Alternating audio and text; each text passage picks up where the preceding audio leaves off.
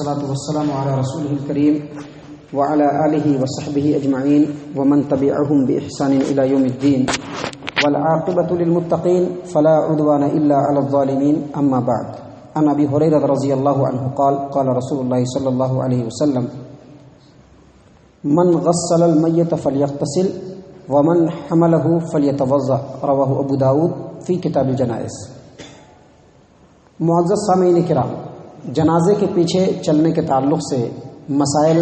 قرآن و حدیث کی روشنی میں آپ کی خدمت میں پیش کیے جا رہے ہیں. اس سے پہلے جنازے کے پیچھے چلنے کے تعلق سے بہت ساری باتیں پیش کی جا چکی ہیں، اور آج آپ کے سامنے ایک مشاہدہ جو ہمارے معاشرے کے اندر اکثر دیکھا گیا ہے کہ جب میت ہو جاتی ہے، موت ہو جاتی ہے، اور جب اس کا جنازہ تیار ہو جاتا ہے تو خصوصاً جنازے کو اٹھاتے وقت اور جنازہ لے جاتے وقت ہمارے معاشرے کے اندر ہم نے بھی مشاہدہ کیا ہے مختلف علاقوں کے اندر، اور ہمارے پاس بہت سارے سوالات بھی اس طرح کیا ہیں کہ جب جنازہ اٹھاتے ہیں یا جنازہ کو لے کر کے چلتے ہیں تو بعض لوگ لا الہ الا اللہ کا ذکر کرتے ہیں، بعض لوگ زور سے اشہد ان لا الہ الا اللہ وحدہ لا شریک لہ واشہد ان محمدا عبدہ ورسولہ یہ کلمہ پڑھتے ہیں، بعض لوگ ذکر کرتے ہیں، بعض لوگ کلام پاک کی تلاوت کرتے ہیں، بعض لوگ کہتے ہیں کہ میت کے لیے دعا استغفار کرو. تو یہ جو جنازے کو لے کر کے چلتے ہیں اور بلند آواز سے جو ذکر و اذکار کرتے ہیں یا کلمہ پڑھتے ہیں یا قرآن کریم کی تلاوت کرتے ہیں، یہ ساری چیزیں شریعت کے اندر نہیں ہیں، اس کا شریعت سے کوئی لینا دینا نہیں ہے، بلکہ اس سلسلے میں سنن بیہقی کی روایت ہے اور دیگر دوسری کتابوں کے اندر بھی ہے. امام ابن المبارک رحمہ اللہ نے اپنی کتاب الزہد میں بھی نقل کیا ہے کہ قیس بن عباد رضی اللہ عنہ نقل کرتے ہیں کان اصحاب رسول اللہ صلی اللہ علیہ وسلم یکرہون رفع الصوت عند الجنائز، یعنی نبی اکرم صلی اللہ علیہ وسلم کے جو اصحاب تھے، جو صحابی تھے، نبی صلی اللہ علیہ وسلم کے اصحاب جن کے ذریعے سے علم ہم تک پہنچا ہے، جو نبی صلی اللہ علیہ وسلم کے شاگرد خاص، نبی صلی اللہ علیہ وسلم کے صحابی جتنے بھی تھے، تمام کے تمام جنازے کے وقت بلند آواز کو بالکل ناپسند کرتے تھے. جنازے کے وقت بلند آواز کو، زور کی آواز کو بالکل ناپسند کرتے تھے. حدیث کے جو الفاظ ہیں، روایت کے جو الفاظ ہیں، قیس بن عباد رضی اللہ عنہ کا جو قول ہے وہ یہی ہے کہ کان اصحاب النبی صلی اللہ علیہ وسلم یکرہون رفع الصوت عند الجنائز، جنازے کے وقت بلند آواز کو بالکل پسند نہیں کرتے تھے، قطعی طور پر پسند نہیں کرتے تھے. علامہ نووی رحمہ اللہ کی کتاب ہے الاذکار کے اندر علامہ نووی رحمہ اللہ نے کہا ہے کہ اس سلسلے میں سب سے مناسب، سب سے بہتر اور سب سے صحیح عمل جو عمل سلف صالحین کا رہا ہے وہ یہی ہے کہ جب جنازے کے ساتھ چلا جائے تو بالکل خاموشی ہو، نہ کسی طرح کا کوئی ذکر ہو، نہ کوئی کلمہ ہو، نہ قرآن کریم کی کوئی آیت کی تلاوت ہو، نہ ہی میت کے لیے استغفار کرنے کے لیے کہا جائے، بالکل خاموشی سے چلا جائے. اور سعودی عرب کی جو مستقل فتویٰ کمیٹی ہے، فتاوی اللجنۃ الدائمہ للبحوث العلمیہ والافتاء، اس کے اندر کبار علماء کے دستخط اور سگنیچر کے ساتھ یہ فتویٰ نقل کیا گیا ہے کہ نبی اکرم صلی اللہ علیہ وسلم کا جنازے کے ساتھ جو چلنے کا عمل تھا وہ یہی کہ جس جنازے میں نبی صلی اللہ علیہ وسلم شریک ہوتے اور صحابہ کرام شریک ہوتے، اس میں بالکل خاموشی ہوتی، بالکل خاموشی ہوتی، نہ لا الہ الا اللہ کی آواز ہوتی تھی، نہ کسی ذکر کی آواز ہوتی تھی، نہ ہی کلام پاک کی تلاوت ہوتی تھی، بالکل خاموشی کے ساتھ چلتے تھے. لہذا فتویٰ کمیٹی کے اندر مزید کہا گیا کہ اگر جنازہ چلے اور جنازے کے ساتھ مسلمان ہو تو اس میں بالکل خاموشی اختیار کیا جائے، کلمہ توحید بھی نہ پڑھا جائے، شہادت کے کلمے بھی نہ پڑھے جائیں،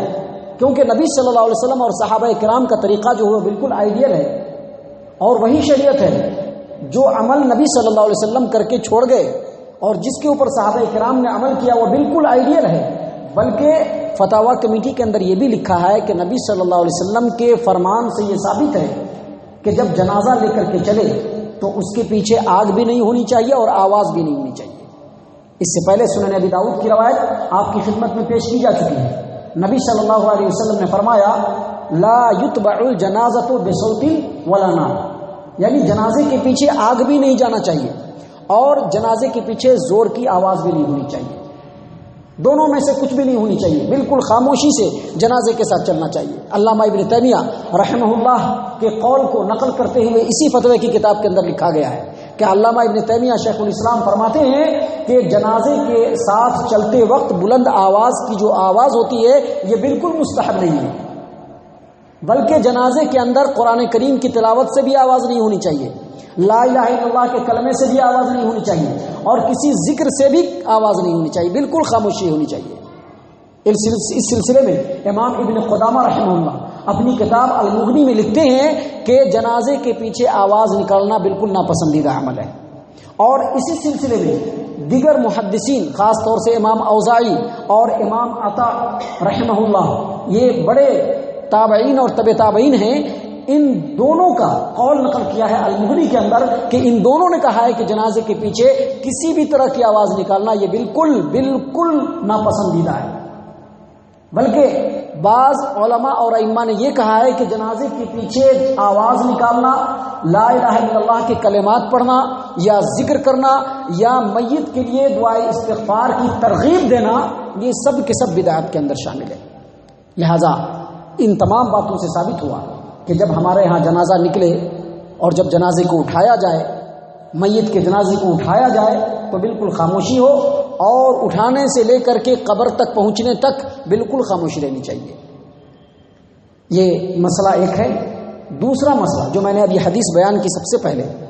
نبی صلی اللہ علیہ وسلم کا فرمان، ابو ہریرہ رضی اللہ عنہ کی روایت، سنن ابی داؤد کتاب الجنائز، باب